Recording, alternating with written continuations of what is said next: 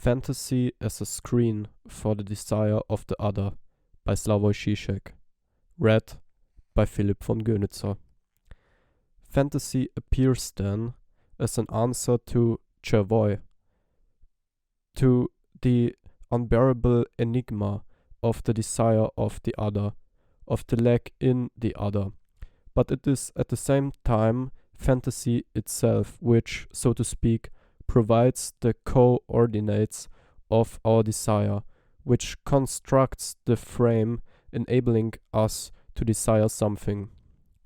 The usual definition of fantasy, an imagined scenario representing the realization of desire, is therefore somewhat misleading, or at the least ambiguous. In the fantasy scene, the desire is not fulfilled, satisfied, but constituted, given its object, and so on. Through fantasy, we learn how to desire. In this intermediate position lies the paradox of fantasy.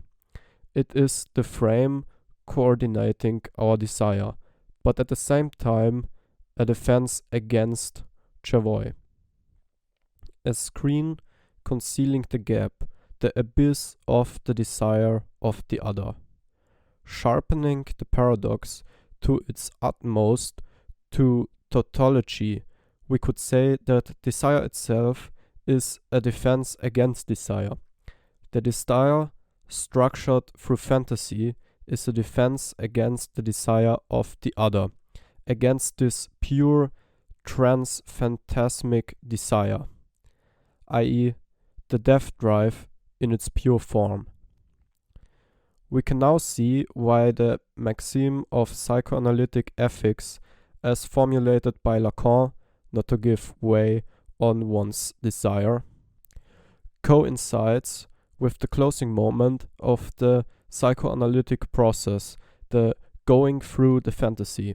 The desire, with regard to which we must not give way, is not the desire supported by fantasy, but the desire of the other beyond fantasy.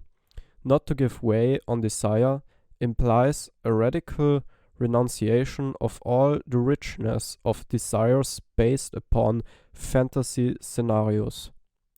In the psychoanalytic process, this desire of the other assumes the form of the analyst's desire. The analyst tries at first to evade its abyss by means of transference, that is, by means of offering himself as the object of the analyst's love. The dissolution of transference takes place when the analyst renounces filling out the void, the lack in the other. We find a logic homologous to the paradox of desire as defense against desire in the Lacanian thesis that the cause is always the cause of something which goes wrong, which is amiss. The French, it limps. It could be said that causality, the usual normal linear chain of causes, is a defense against the cause with which we are concerned in psychoanalysis. This cause appears precisely where normal causality fails, breaks down. For example, when we make a slip of the tongue, when we say something other than what we intended to say, that is, when the causal chain regulating our normal speech activity breaks down. At this point, that question of the cause is imposed upon us. Why did it happen? The way fantasy functions can be explained through reference to Kant's critique of pure reason. The role of fantasy in the economy of desire is homologous to that of transcendental schematism in the process of knowledge.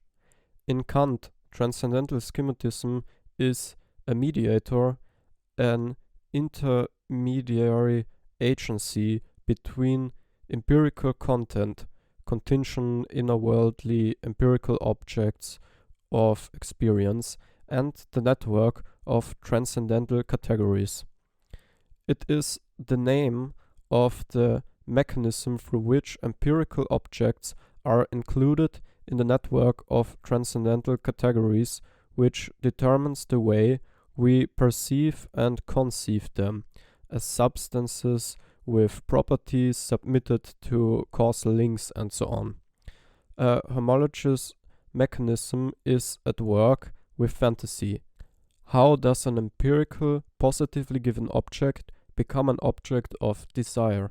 How does it begin to contain some X, some unknown quality, something which is in it more than it, and makes it worthy of our desire?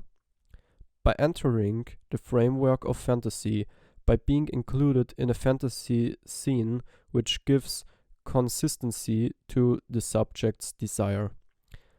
Let us take Hitchcock's Rear Window.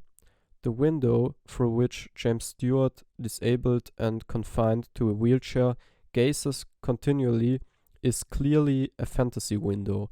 His desire is fascinated by what he can see through the window. And the problem of the unfortunate Grace Kelly is that by proposing to him, she acts as an obstacle, a stain disturbing his view through the window, instead of fascinating him with her beauty. How does she succeed finally in becoming worthy of his desire? By literally entering the frame of his fantasy, by crossing the courtyard and appearing on the other side, where he can see her through the window. When Stewart sees her in the murderer's apartment, his gaze is immediately fascinated, greedy, desirous of her. She has found her place in his fantasy space. This would be Lacan's male chauvinist lesson.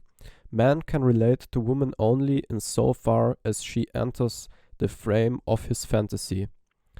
At a certain naive level, this is not unknown to the psychoanalytic doxa, which claims that every man seeks in a woman he chooses as his sexual partner his mother's substitute. A man falls in love with a woman when some feature of her reminds him of his mother. The only thing Lacan adds to this traditional view is to emphasize its usually overlooked negative dimension. In fantasy, mother is reduced to a limited set of symbolic features.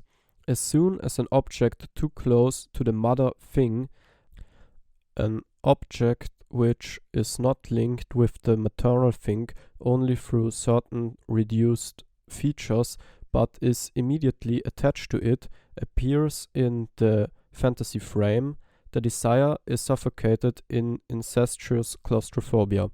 Here we again encounter the paradoxical intermediate role of fantasy.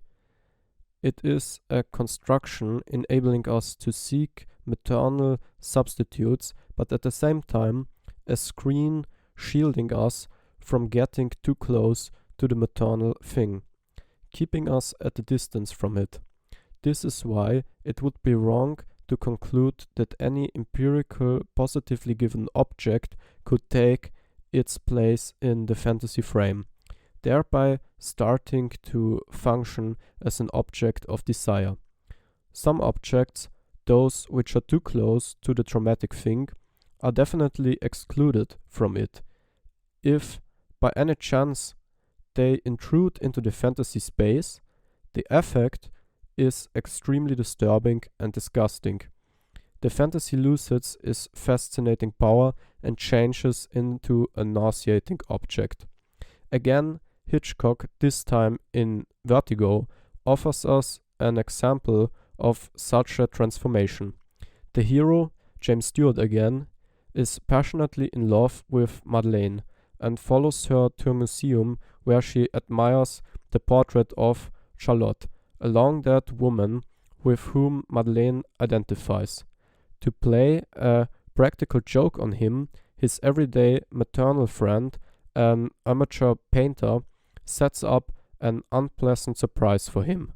She paints an exact copy of Charlotte's portrait with white lace dress, a bunch of red flowers in her lap, and so on, but instead of Charlotte's fatally beautiful face, she puts her own common face with spectacles. The effect is terrifying. Depressive, broken, and disgusted, Stewart leaves her.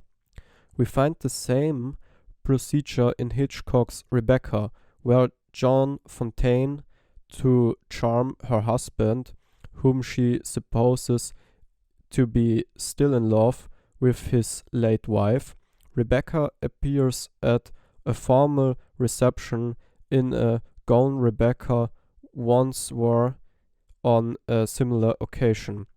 The effect is again grotesque, and the husband drives her furiously away. It is clear then why Lacan developed his graph of desire apropos of Shakespeare's Hamlet. Is not Hamlet, in the last analysis, a drama of failed interpolation? At the beginning, we have interpolation in its pure form.